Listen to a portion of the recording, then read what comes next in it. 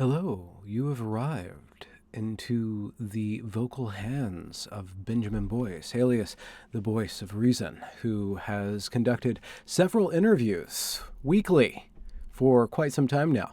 Today's interview is actually a menage a Skype with Claire Graham and Miranda Yardley. And Claire Graham and Miranda Yardley both wanted to respond to Amazon Eve, and that was somebody who I interviewed and posted just about a week ago, and they had some pretty strong reactions to Amazon Eve's case. And while I wasn't able to schedule a debate between all these parties quite yet, they still wanted to have a discussion, and so we spoke at length specifically about autogynephilia, which is a condition coined by Ray Blanchard of having a desire for oneself as a woman. And Miranda Yardley lays out his opinion about how strong an influence autogynephilia is within the transgender community, and how recognizing that would be a possible first step towards reconciliation between the transgender community and other communities that the transgender community is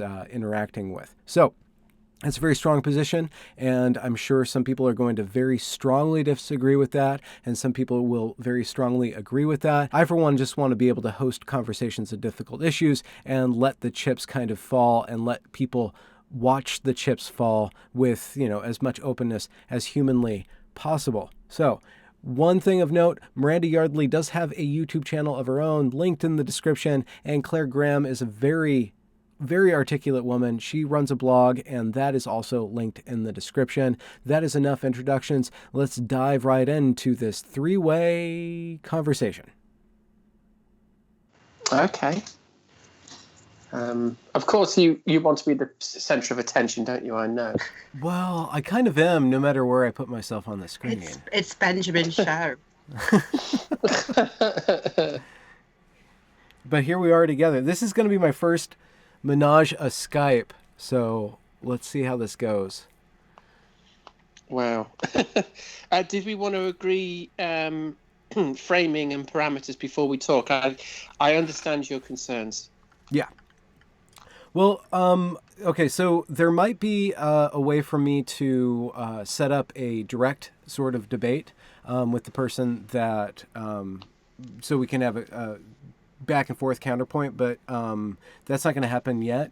But you guys did have some concerns about Amazon Eve's her presentation on transgender, transsexual issues, and you both wanted to respond to that. So we're not going to necessarily respond to her directly, because that, I think, would be unfair. But if there's any points that you wanted to run with, I think that would be fair, and then hopefully that can translate into...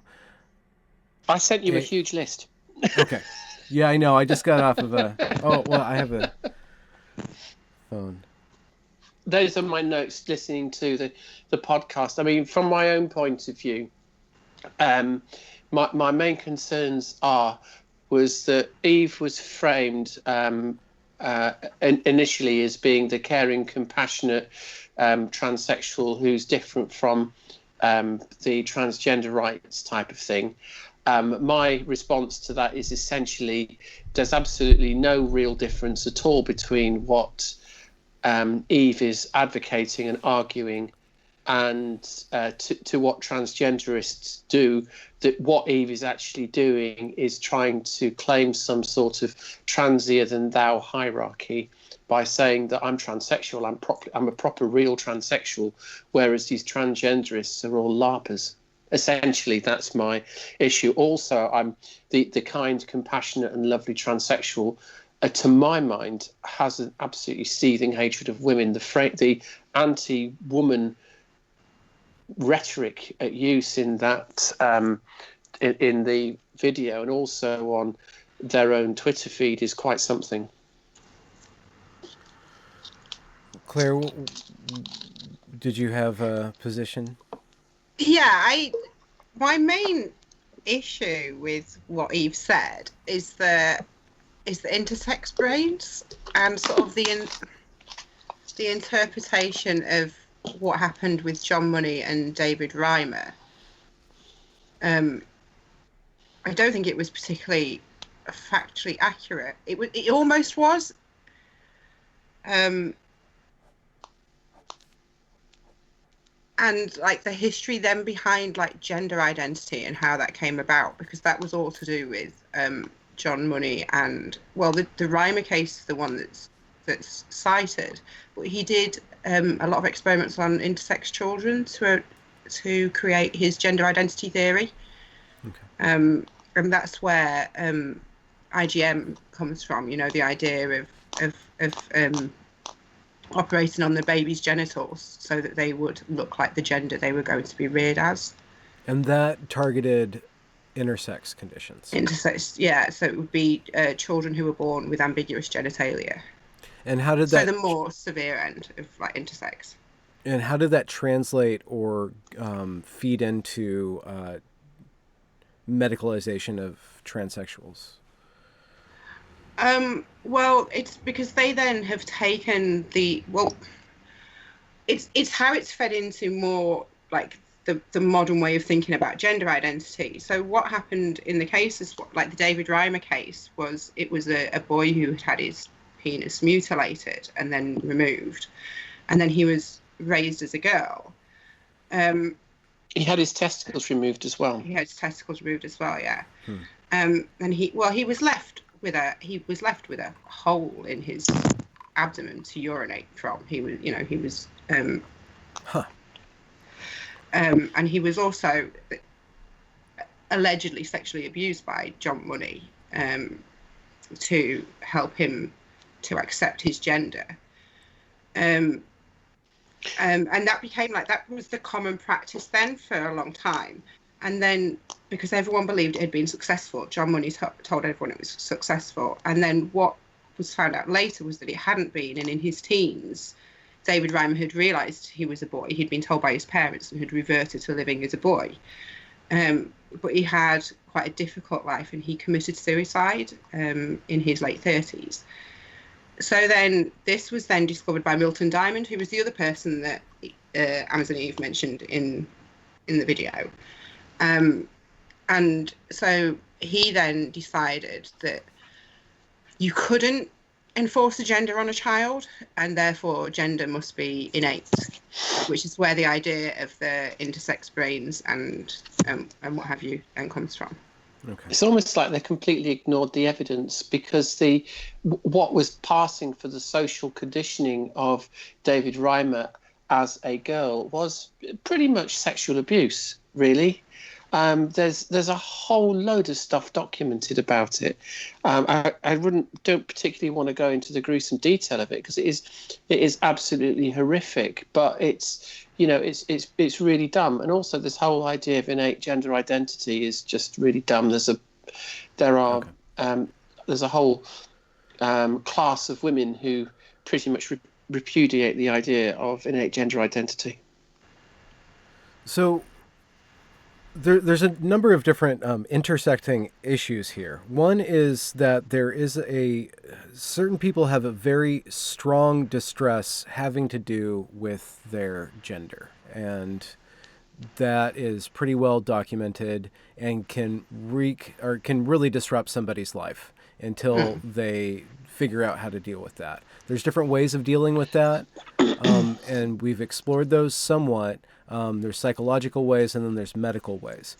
But somehow in that transition has a social component to it, where one not only wants to recognize themselves as the other gender, but they want society to recognize them as another gender. And that's where we get into a whole other can of worms, because how do you force everybody else to see you as you want to be seen? Well, you make it socially unacceptable for people to intentionally ignore, excuse me, the sex signalling given off by following cultural stereotypes. I think it would be really useful for the point of discussion to refine what exactly we mean when we talk about sex and when we talk about gender. Sex being biological, sex inferred by reproductive class, I think is the best definition of sex. issue of what gender is, there's a bunch of ideas about what it is. One as a synonym for, well, it's newly a synonym for biological sex. It only happened, I think, because a bunch of Americans and a bunch of British people couldn't deal with the thought of studying sex as a noun while conflating it in their mind with sex as a verb. Okay. And I think a lot of people are uncomfortable talking about sex in the context of children and young people, and prefer to soften it when talking about gender as well. Okay. There is a feminist interpretation of gender, which is essentially stereotypes, and it gets refined to have a structural component similar to what de Beauvoir wrote about. What the trans activists talk about when they mean gender is something that Amazon Eve intimated on this as being this internal idea as to whether or not you are male or female, and there are fairly significant philosophical differences with that. Also, the brain science that Amazon Eve quoted was misappropriated, and clearly Eve hasn't read the material, what the studies actually say. It's all very political, Ben. Can I call you Ben? Also, the intersex brains thing. There's been a few intersex orgs have written about this because it's been a problem for a few years. That a lot of trans people really buy into that idea, and they end up then trying to access intersex orgs and intersex resources because they believe themselves. They believe that they should be theirs, and obviously it's not really helpful. First of all, intersex isn't well funded, so we haven't got a lot to go around. Well, there's a caveat there, though, isn't it? If they include trans, they get money. But also just the biggest problem facing the intersex community is what happens to babies. Now, until they introduce brain scans and then start, operating on genitalia based on brain scans, it's really not helpful to confuse the two, because intersex is very much about reproductive development and body parts and hormones and those things, not about the brain. That they never, when they're working out the sex of a child who's ambiguous, they never do a brain scan to help them with that. It's not. And would that help them? If they no, because it wouldn't tell them anything. They need to know about gonads and body parts and hormones and ability to respond to those things. It's a physicality. It's not in the brain at all. Ben, so is there when you decide? Sorry to butt in, Ben. Just a question here. When you decide upon whether you're hitting on someone, what do you do? Do you go for their biological sex, or do you ask them for their brain scan to determine what their internalized sense of what they are is? It's the sex body that determines our sexual orientation, isn't it? Yeah, I don't flirt with guys, if that's what you're asking. Oh, it's great fun. Well, I should probably work on my guy skills, but but I guess it initiates it initiates through a physical thing, but that's just the first launching off point, because then there's the whole human interaction that's much more engaging than just the physical stuff. But it is rooted in the physicality. What is prompting me to want to engage in a prolonged attention swap with somebody has to do with their body first and foremost. But then what is this whole argument about having a female brain, or I'm a lesbian trapped in a man's body, or I was born in the wrong body? I mean, is there not some sort of weight to it? Does it not capture the imagination and help somebody figure out why they are so distressed, even if it's faulty? It's amazing, isn't it? We went through a bizarre period where in this country where we've legislated against homosexuality for centuries, and there was a reaction post-war which led to the Sexual Offences Act 1967, which legalised sexual relationships between men. We didn't have a law for women because Queen Victoria didn't believe that women could do that sort of thing.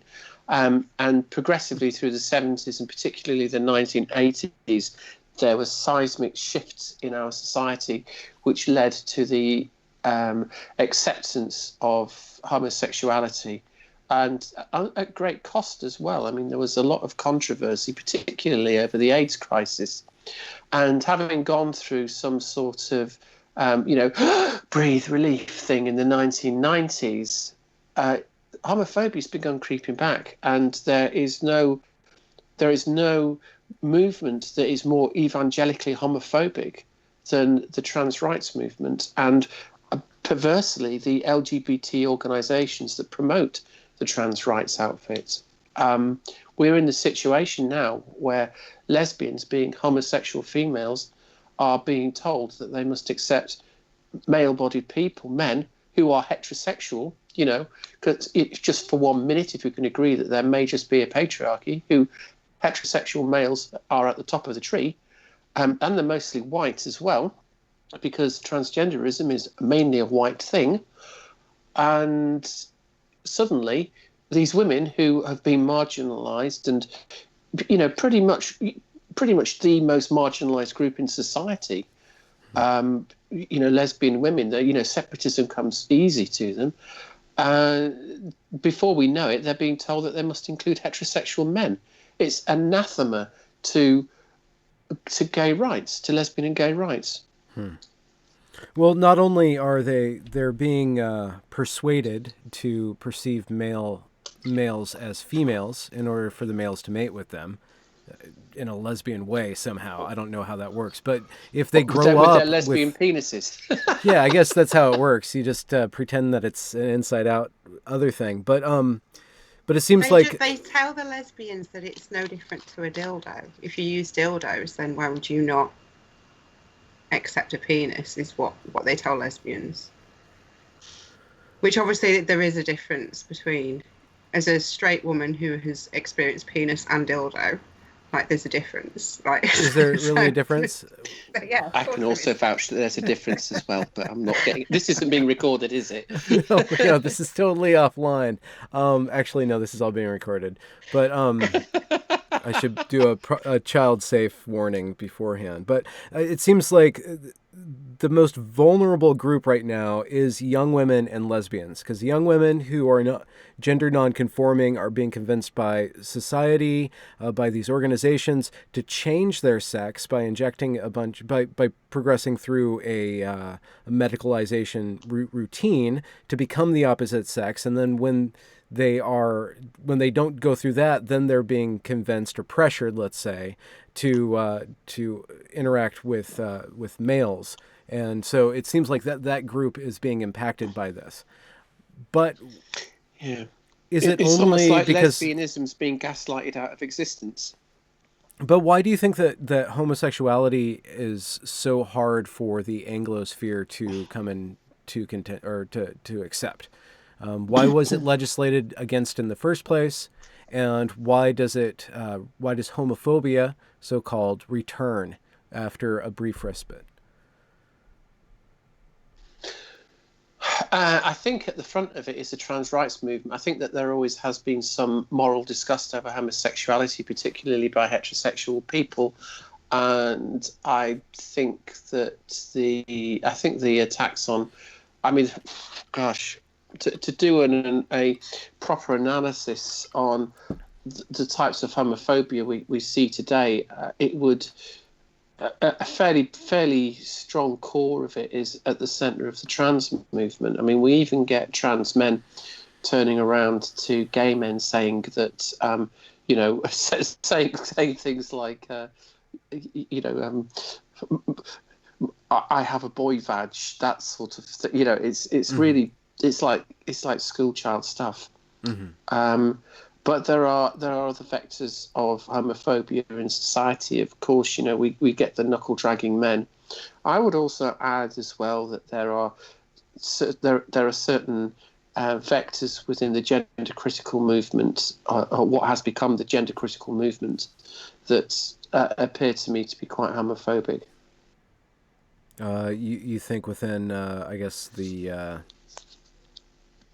Are you saying that gender critical feminists are homophobic towards lesbians, or you think towards gay men? No, I think that that there are elements of what has become the gender critical movement, and I don't mean even necessary people who may identify themselves as being feminists or who even could be feminists, because of course the gender critical movement includes men as well. But I think that there is. I think that there are some homophobic vectors within the gender critical movement, and I mean that as a movement as a whole. I'm not talking about feminists in particular. Okay. And why do you think that crops up, or why do you think that is employed by that ideology or that set of assumptions? How do you think homophobia forms? I think homophobia is present within most areas of society. I think that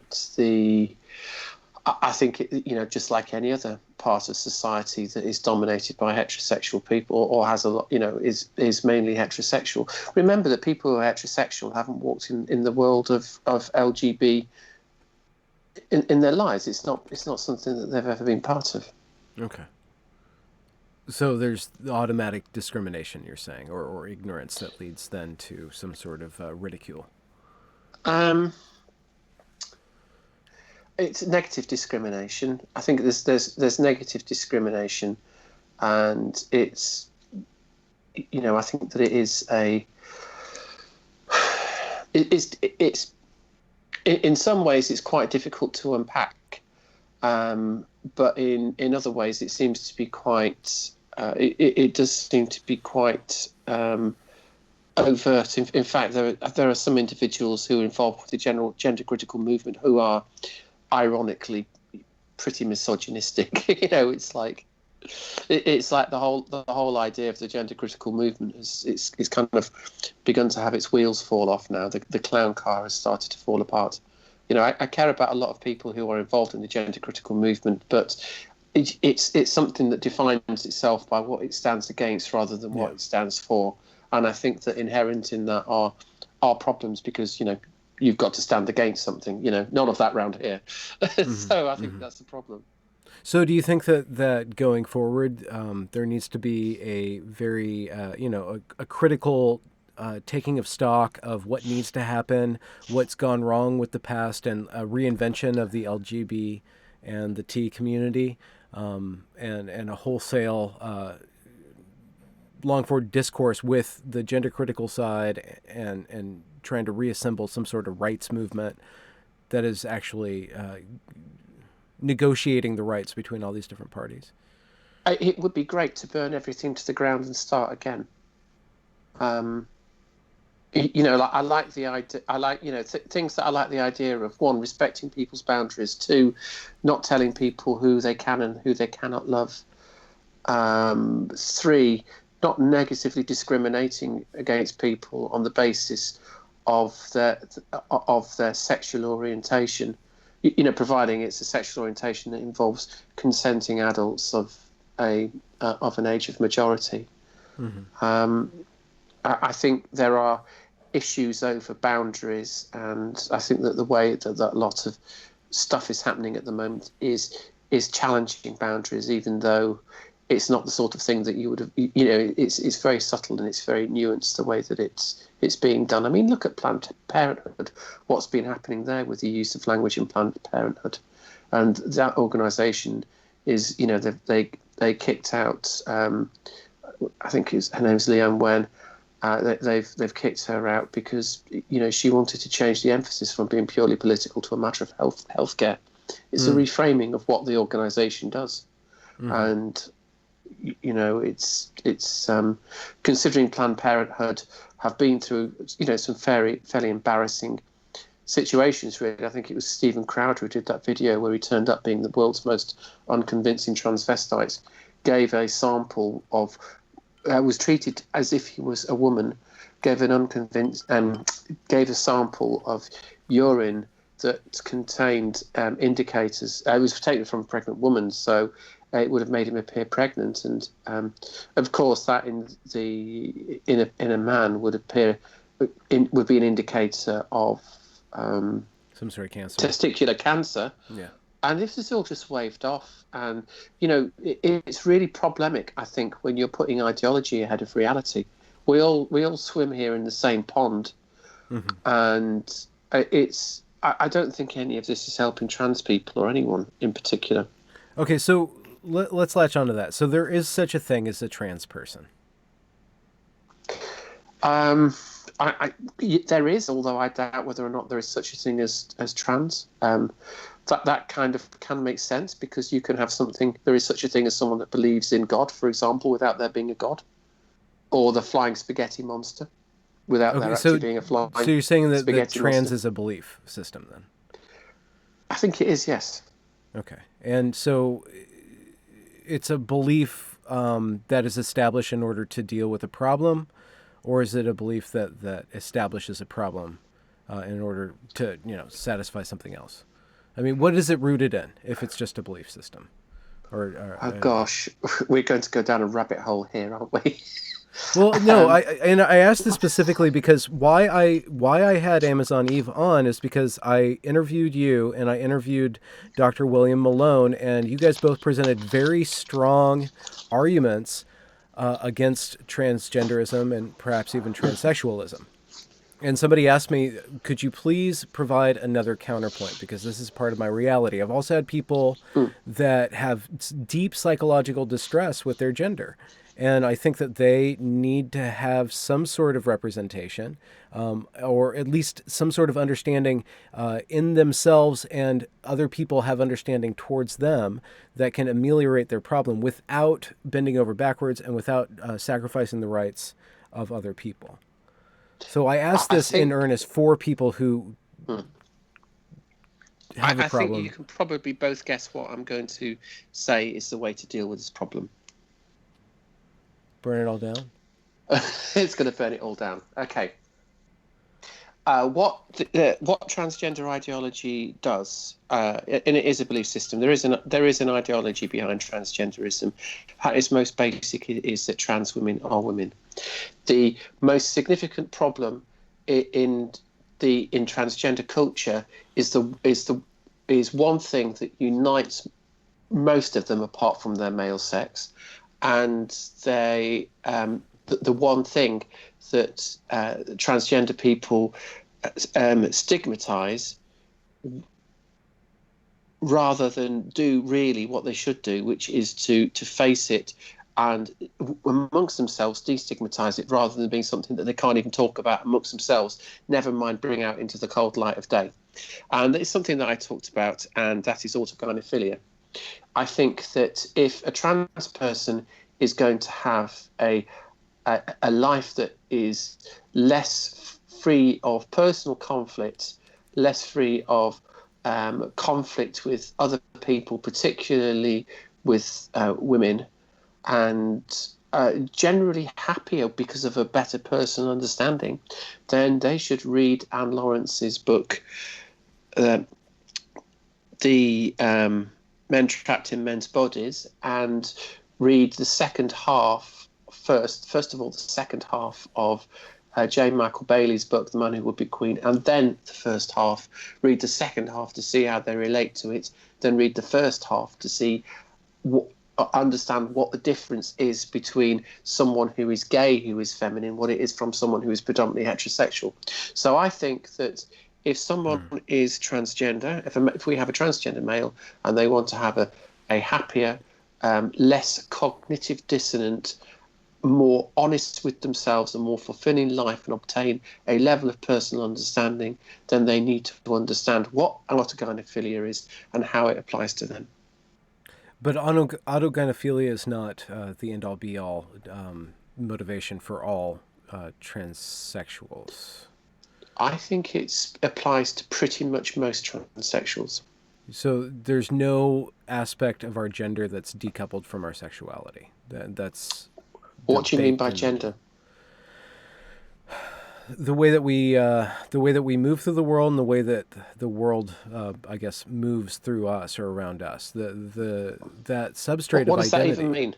Well, the substrate of identity. Our personality. Yeah, our personality. and how it's rooted in a physical body. But it's not, is it? How can our identity be rooted in the physicality of a body that we don't have? I've just heard stories of people who, from a very early age, look in the mirror and get physically ill at the physical form that they see in the mirror. I have a good friend who's born in a male body and had born male and still male, anyways, but had a very distressing time dealing with that, and after having surgery, no longer has that distress. But that's not the end-all be-all of their personality. That was a physical problem that they experienced and went a physical route to solve. It's pre-ideology. I don't know to what degree it's affected by their sexuality. It seems like sometimes there's transgender people who experience that distress before being aware of their sexuality, or not necessarily being fueled by their sexuality. I think one of the central problems about autogynephilia is that the person becomes what they love, and it is the way that the gender dysphoria, or what they call gender dysphoria, manifests is because it's and leads to transition. It's like an unrequited love. It's a love that they have that they can't participate in. With and themselves? I think that when they with themselves, yeah. I mean, it's quite literally. Huh. It's a very well documented phenomenon. I know many transsexuals who are who can identify themselves as being autogynephilic, and it's like that. When they contact me, they're like, "I read one of your essays. It just like spoke to me, and I've just unpacked everything that I had in my head about trans ideology. I don't believe any of it anymore. It was horrible. I went through a few days of feeling lost and terrible and scared, but suddenly I understand myself more. I am what I am." And the problem is that the problem is that what happens is that what's happened with trans culture is that it's destigmatized a lie, which is that trans women are women, rather than being accepting of the truth. The material truth is that most people who are calling themselves trans women are men who have an internalized sexual orientation. And it's not that I have any particular disdain for those who are afflicted by this. I'd like to think I'm a compassionate individual, but we need to recognise also that autogynephilia is rooted in objectification and sexism. Is a perception of something to be desired, and then the conquering of that by becoming it. What do you mean by objectification? Objectification. Well, look how many. Go on Twitter. Look how many transgender identified males dress. Like the image of what they think a woman would be. It is a manifestation of what is their heterosexual orientation, sexual orientation. Often, how they describe it as well. I was telling you, Miranda, Lauren on Twitter, who said that in a bid to prove that Lauren was a woman, said that they knew that many women would prop up a mirror and masturbate in front of it. And therefore, because Lauren does this, Lauren is a woman, which was really bizarre. And there was all these, like, a lot of women respond to this and sort of said, "I've never done that, and I know no one else who does." And Lauren was adamant that this was, female sexual behaviour. That and it was just that. And we must be lying towards themselves. Yeah, and that we must be lying to make Lauren look bad, because Lauren couldn't perceive that isn't how women see themselves. As it's that like teenage boy joke. Like, if I had tits, I would just play with them all day. It's like it's that. That was the polite way of saying it, but yeah. That is pretty much it. I mean, a couple of years ago, a fairly prominent transgender activist, Sarah Brown, who was or is a member of the member of the Lib Dems. Labour Party isn't quite that bad. Member of the Lib Dems. In fact, the reason I was reminded about it today is that there's a video of Brown standing up for, I think it's Joe Nicol, as a MP or leader of the Lib Dems.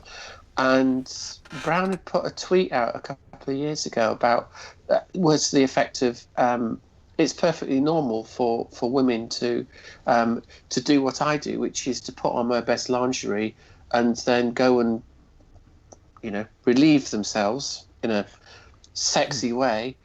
And it's, it's like, whoa, where did that come from? And like Claire says, it's just a really, you listen to what they say and what they look at what they do and the way that they behave, and you can see there the manifestation of their heterosexual sexual orientation. Do you think that a better understanding or a better representation of the female being and the female sexuality would help relieve that projection somewhat?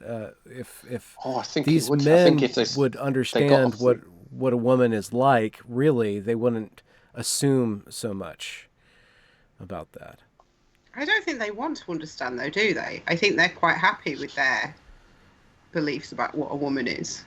And I don't know how you begin to, feminism has been trying to address that for a while now. And I don't know how we begin to, because if men are comfortable in that thought, then how do you take them out of it? Why would they choose to see women differently? They find it pleasurable to see us that way. It also comes for a lot as to the foundation of how they become who and what they are.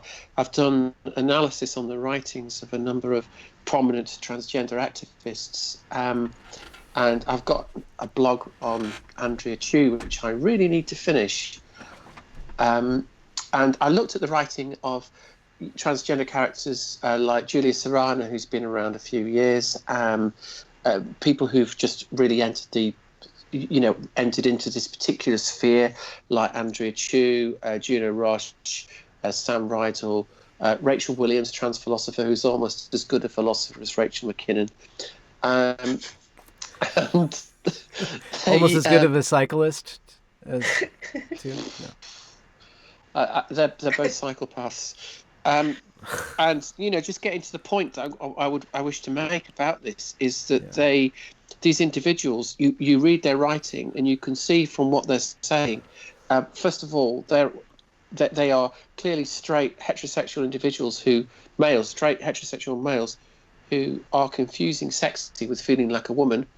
And you can see from the language they use and the direct descriptions of how they found their trans identity, which they've written about and put on the internet, that they've been influenced by sissy porn, by manga porn or anime porn, and by watching transgender porn. And you can see that the influence of pornography on a lot of these people is very, very strong. And how you can break down how you can say to people, to a group of people, well, you need to empathise more with women, when foundational upon their idea of being a woman is feeling sexy, hence the masturbation in the mirror.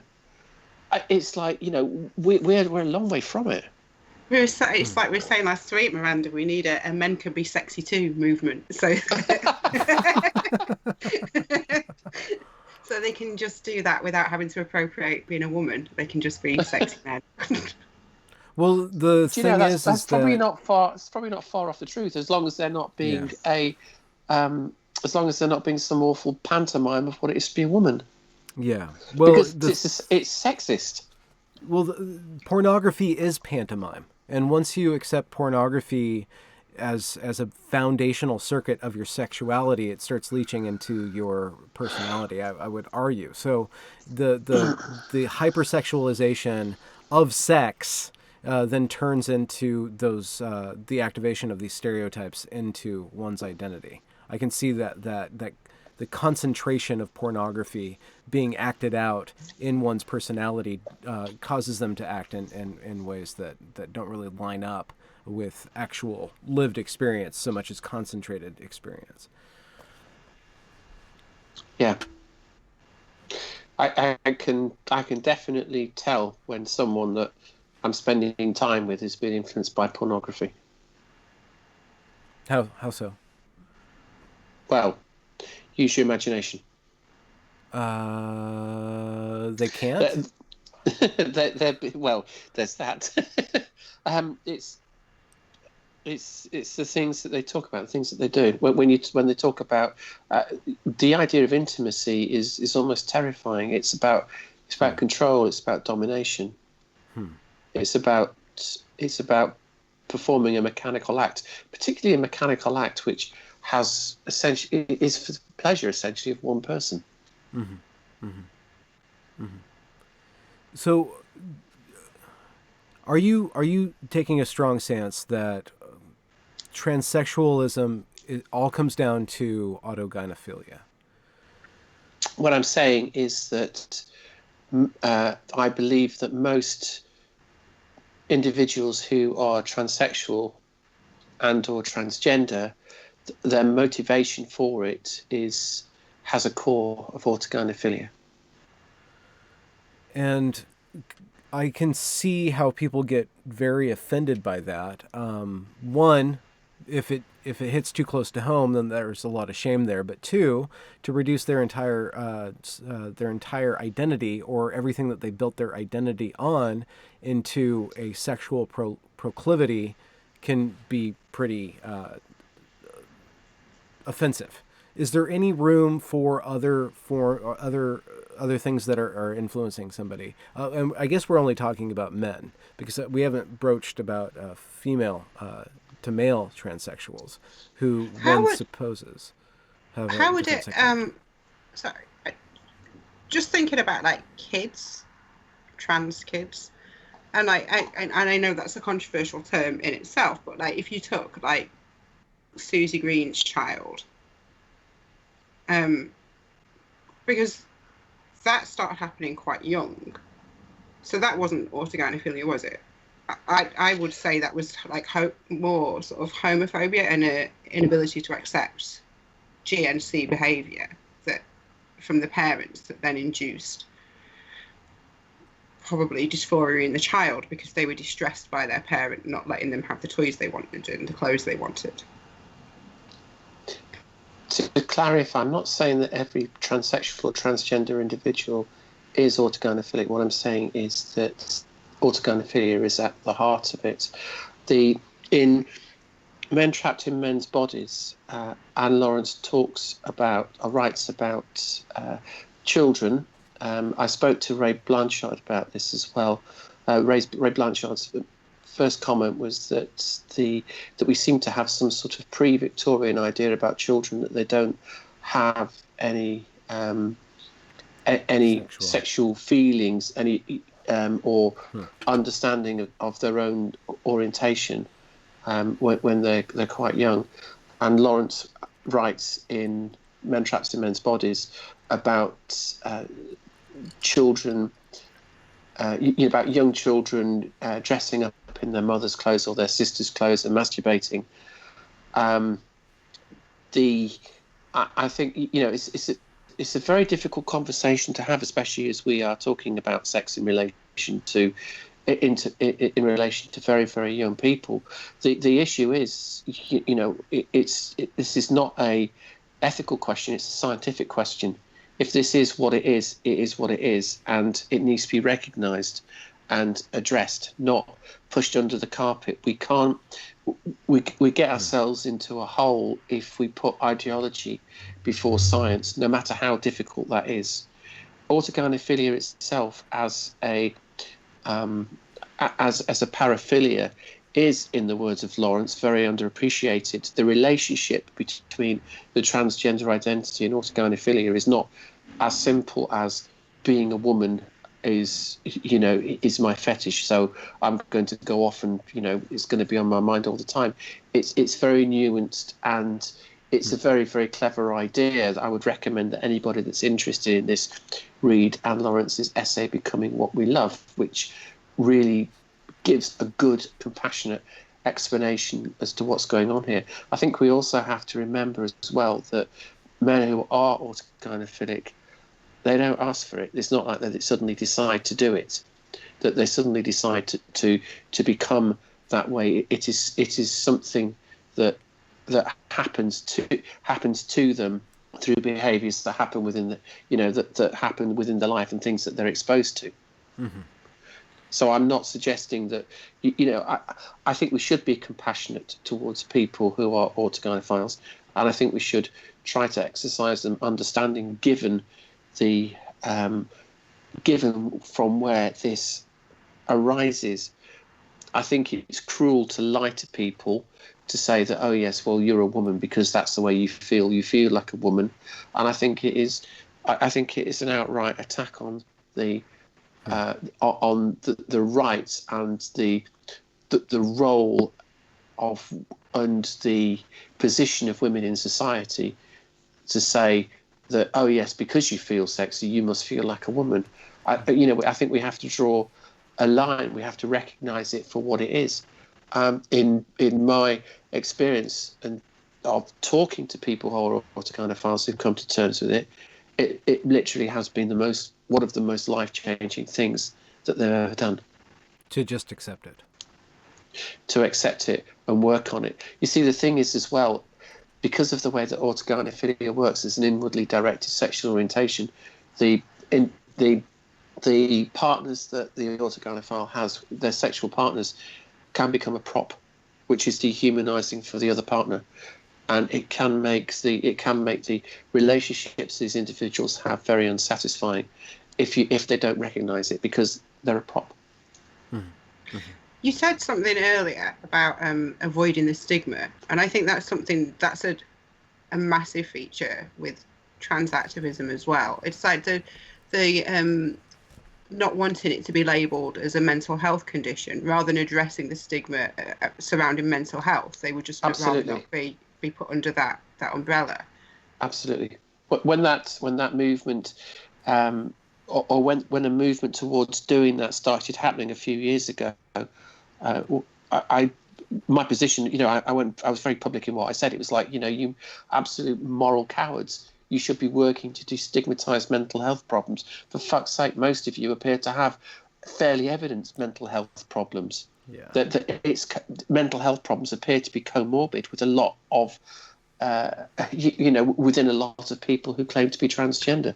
It's a really, when you get down to this, it's not all about affirming and being fluffy and being nice and everything's going to be bright and sunny. Autogynephilia comes from a very, very dark place. And I think the only way that we can give people a happy life, or we can enable people to have a happy life and have control over themselves, is to allow them to recognise it. So how does the conversation need to change so that because the transgender lobby has introduced a very strong force into laws and education, and your contention is that it is founded on a lie or a series of lies, or is not connected to the truth as you think it should be. How does it need to change? Yeah.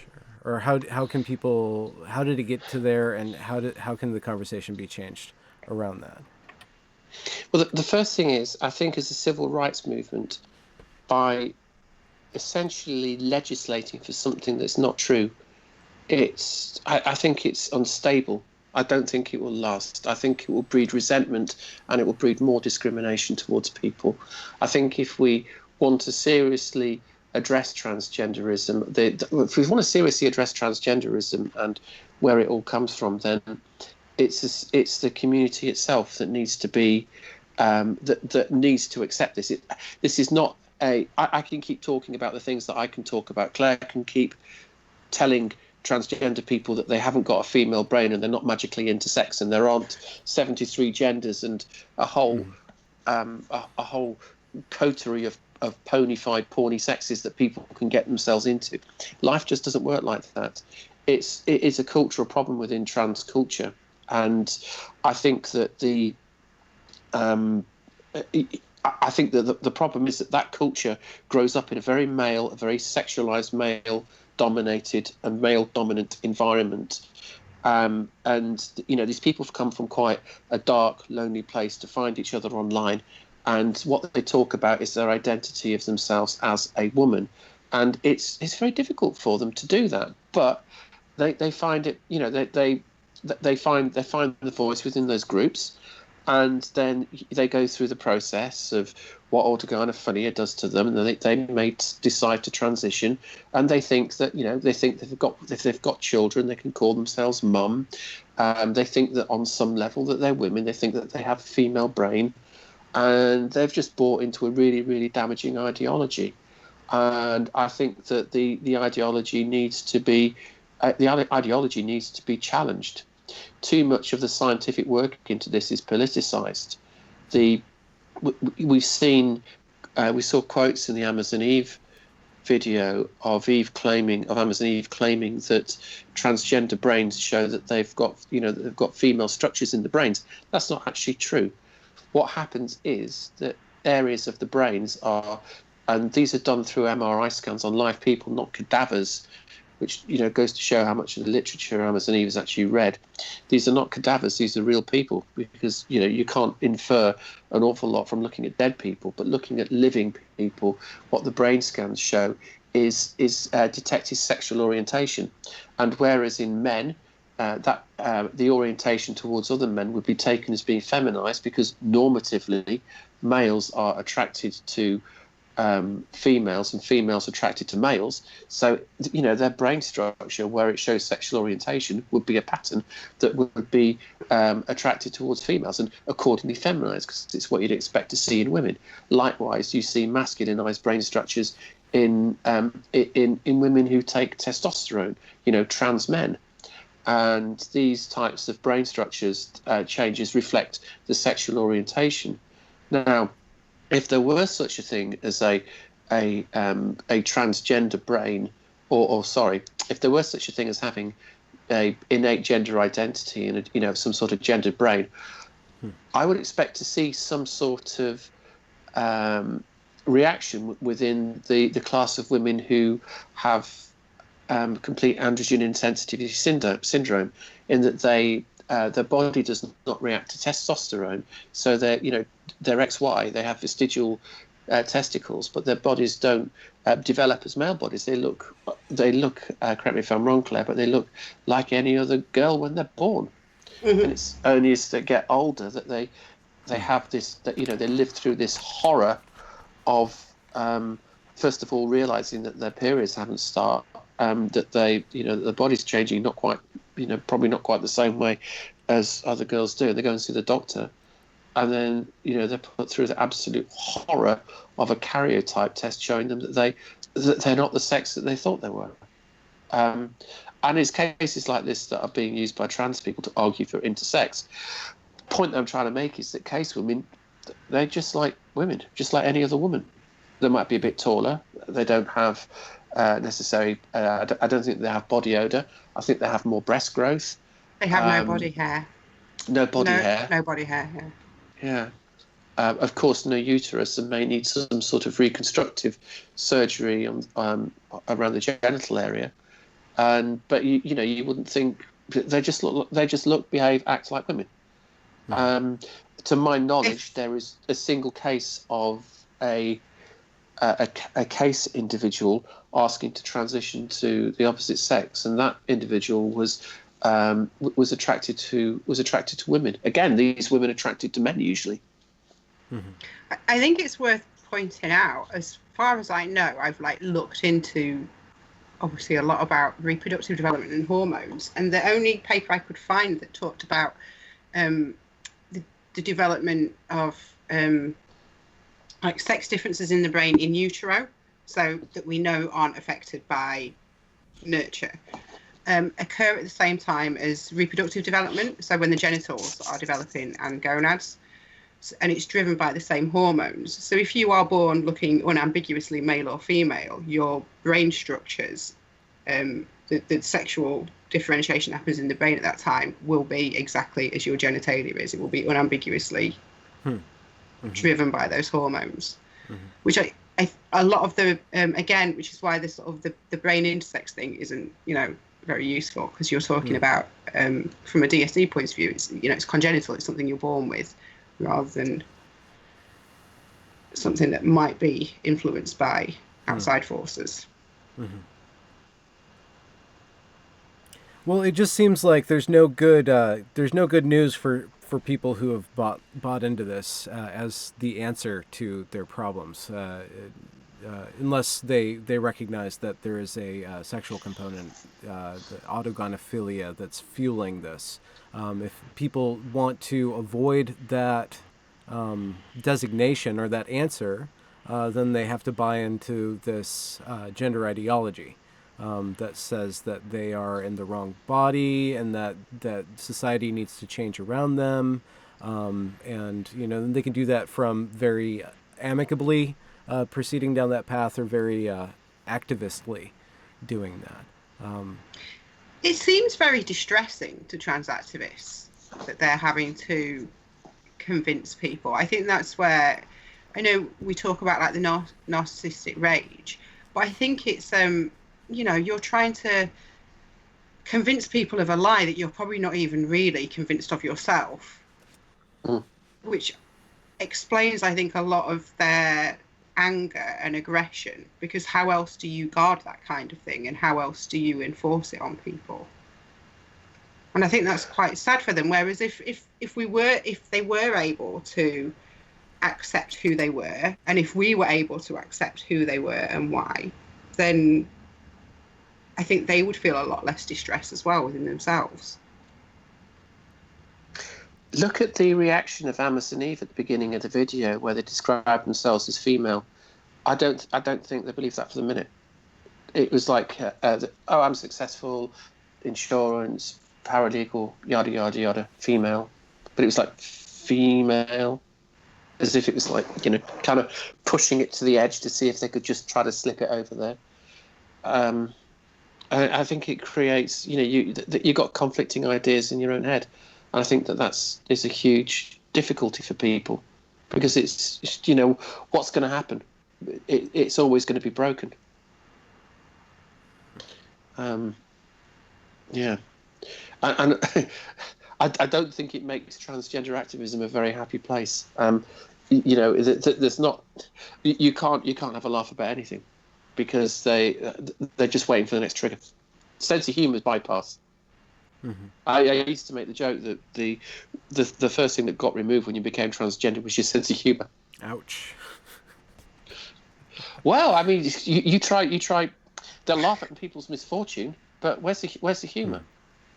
Humor dysmorphia. Oh, yeah.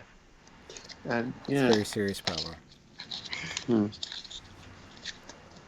Well, I just think that, and maybe I'm wrong here, but it seems like there's a lot of people who have very strong difficulty. And I guess, I don't know who I interviewed, but one of the transsexual people that I interviewed talked about if men were more accepting of feminine women, that would go a long way in helping them, helping the transsexual to be more comfortable with themselves. And the amount of bullying that happens to feminine men kind of pushes or even concentrates that gender dysphoria and forces even more repression of expression that can make it more difficult to get through later on in life.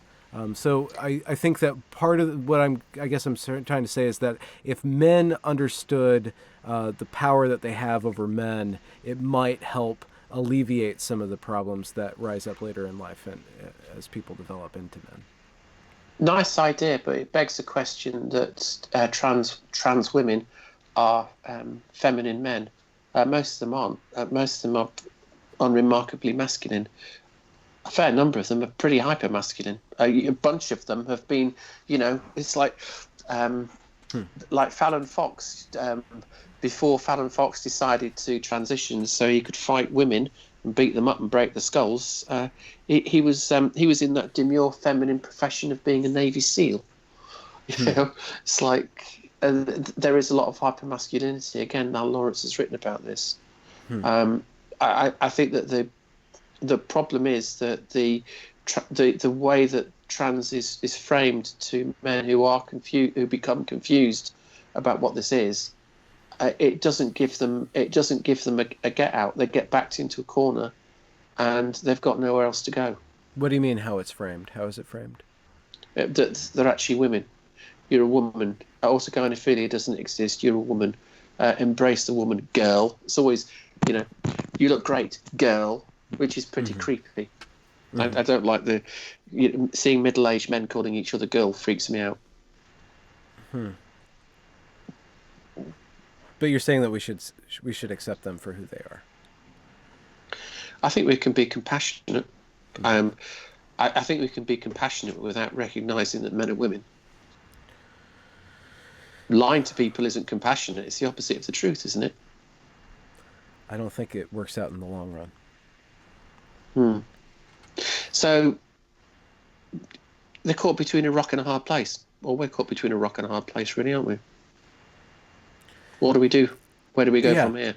Yeah. I guess if you can't move the dialogue towards more reasonable areas of discourse, then that would be the first maneuver in my estimation, in order for people to just be able to talk about it and create spaces where people can talk about it and people can listen to people talking about it from various sides. So maybe you should have ContraPoints on your show at some point, if she'd accept that.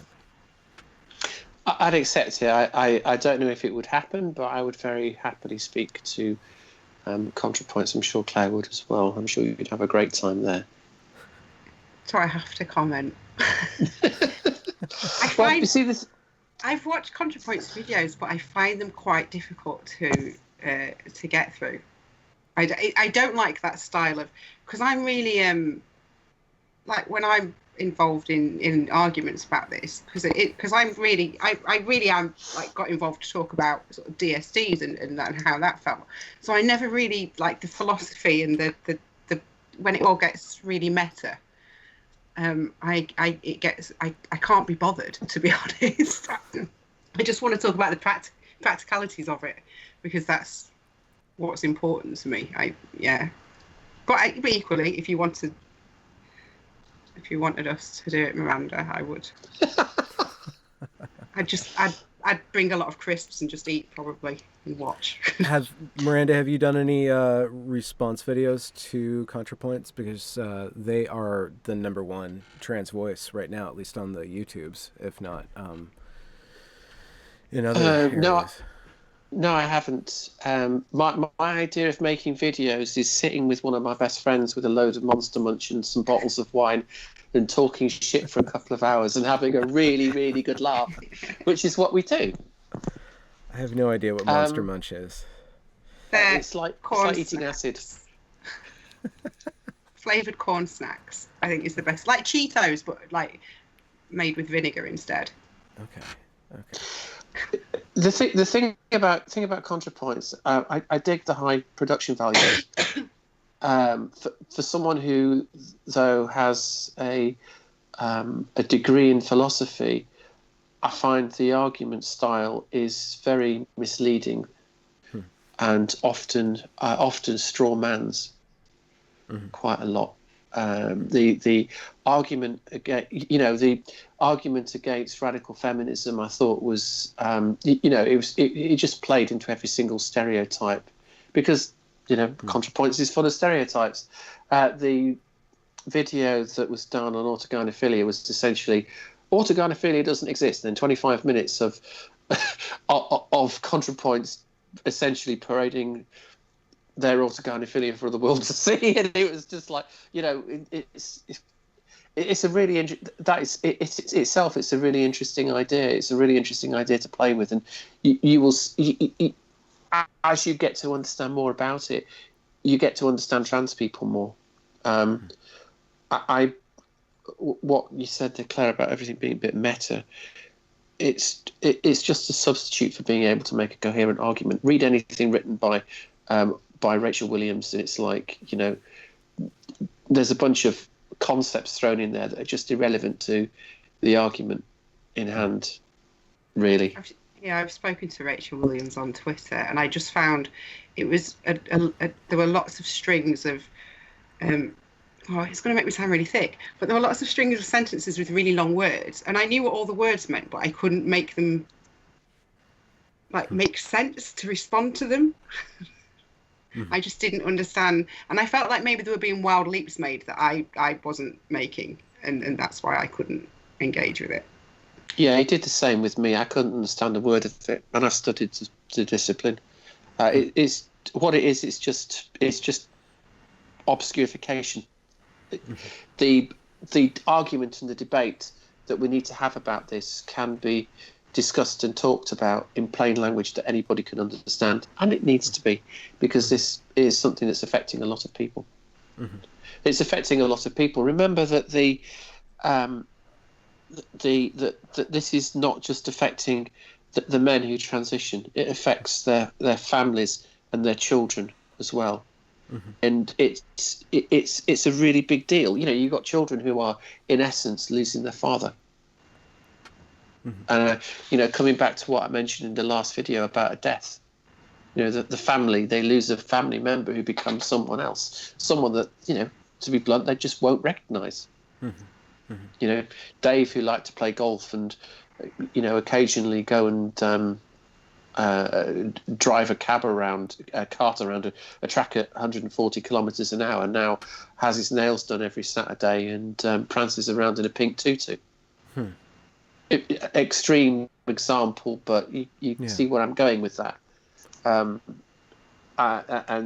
the just like the children who are being brought into this, just like the gender non-conforming children who are brought into this, are collateral damage.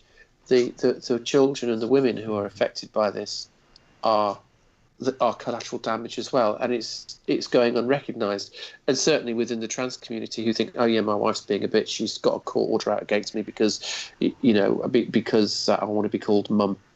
Mm-hmm. Well, what do you have to say to, let's say, young men who are wrestling with their gender identity and their sexuality? Well, first of all, gender identity isn't really a thing. Not in the way that trans people talk about it. We don't have a gendered soul or a spirit that inhabits our body. The other thing is keep away from the anime and stop wanking off with the anime. That would be a good start. I would anybody that is affected by this, I would read Anne Lawrence's a short read would be Becoming What We Love, which is a paper by Anne Lawrence. It's freely available. A longer read would be Men Trapped in Men's Body. It's a very good book. And I would avoid anything by Julia Serrano, which is just it's just pseudo science and it's spreading the word of the cult, really. It's like Whipping Girl is like the trannish manifesto of how to turn your sexual orientation into a valid identity. Why do you think we're so obsessed with identity nowadays? That's for both of you.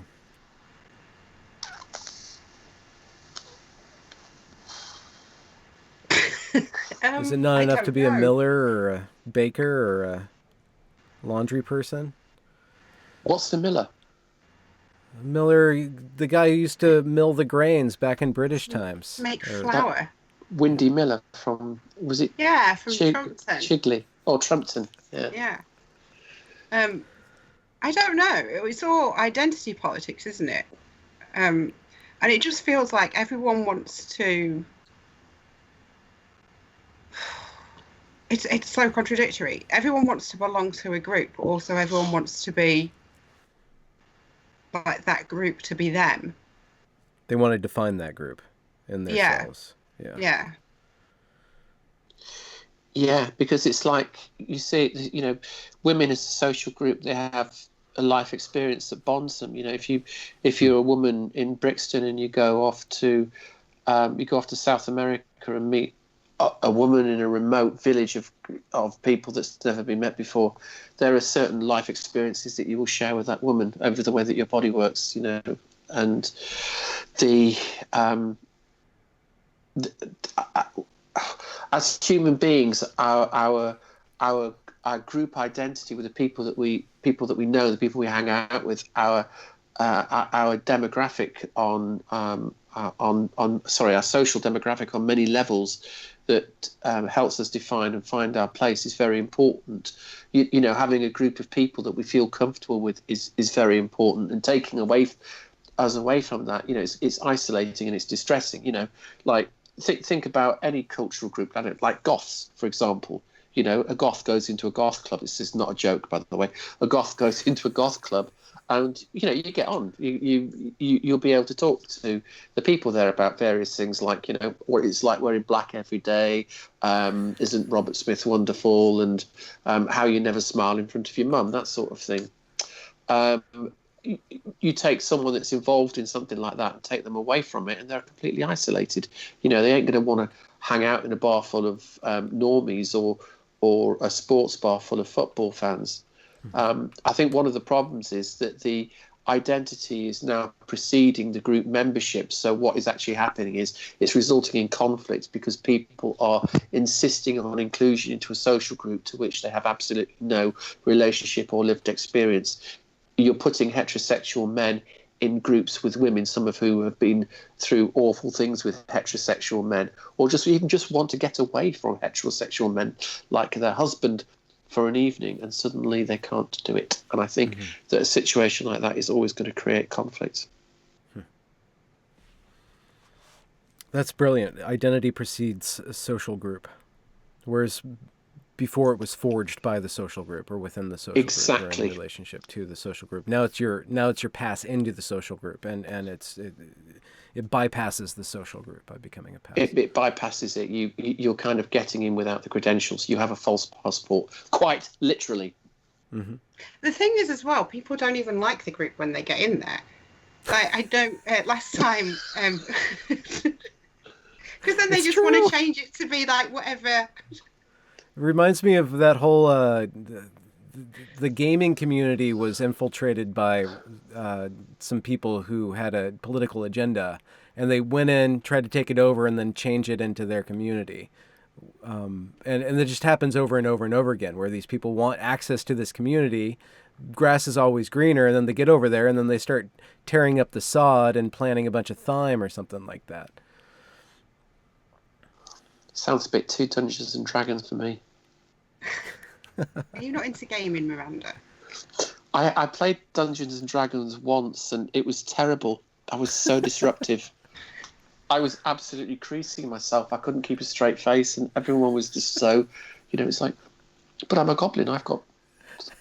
I need to roll the 17-sided dice, and I'm like, this explains so much. One of my geekiest things I have, and not because I ever really got into those sort of games, but I had a friend who did, and then when I started teaching, he gave me his special dice collection.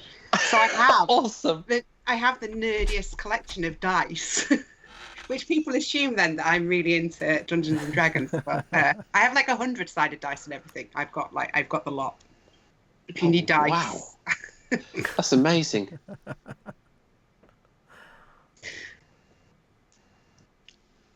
Well, we should let you guys go to work tomorrow, because it's late, right? It's my last day. It's late. You're free. Woohoo. Thanks for joining me.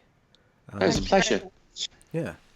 Thanks for having us. Sorry about the low-key ending, but I think this was quite a good discussion. Is that a Dungeons and deep. Dragons reference to Loki, the god of tricksterism? Is that what you're talking about there? No. Oh my God, Benjamin. Yeah. You guys don't know your Norse mythology? Come on. Yeah, no, but he's also in the Marvel comics, so who doesn't know? That's taken from. Yeah.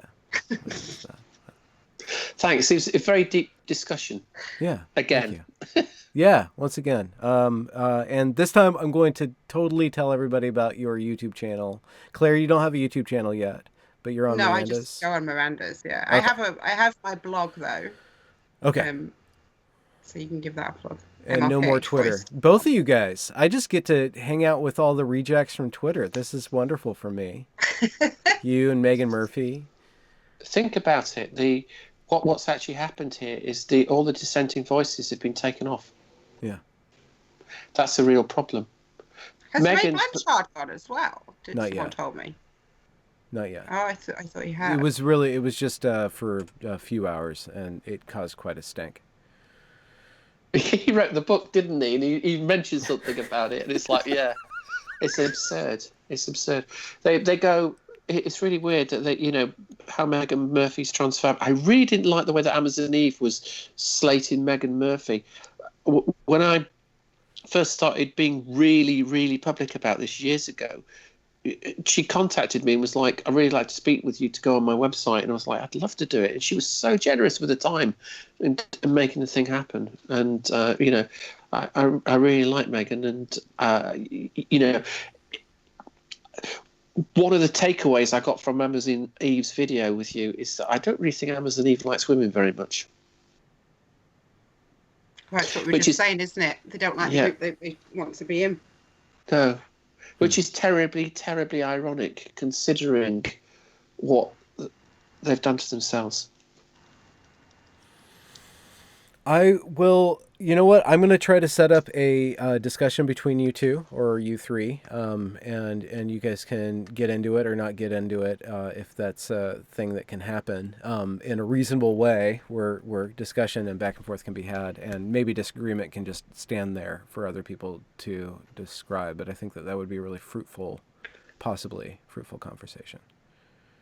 I think it would, because if Amazon Eve is willing to entertain the idea, kudos to them, because a lot of people don't. You might notice when you think about the conversation that you've had with Claire and myself, and the conversation you've had with Amazon Eve. There's a depth there that isn't there with the other side of the discussion.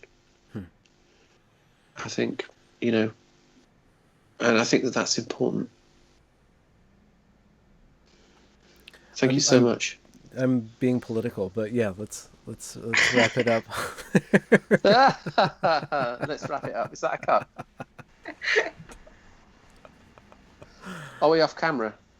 Yeah, I'm gonna stop recording now. Cool.